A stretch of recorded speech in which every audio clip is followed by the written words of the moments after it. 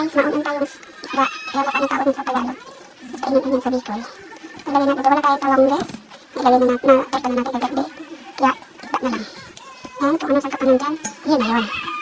Lalagay mo yung ating isda. Papatasin natin sila ng ganyan.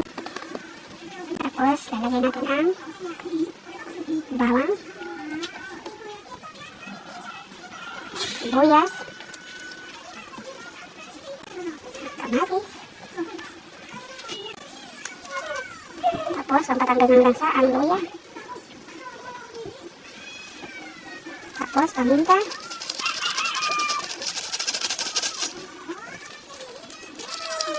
yan, o diba? Igagalit ng ating adobo.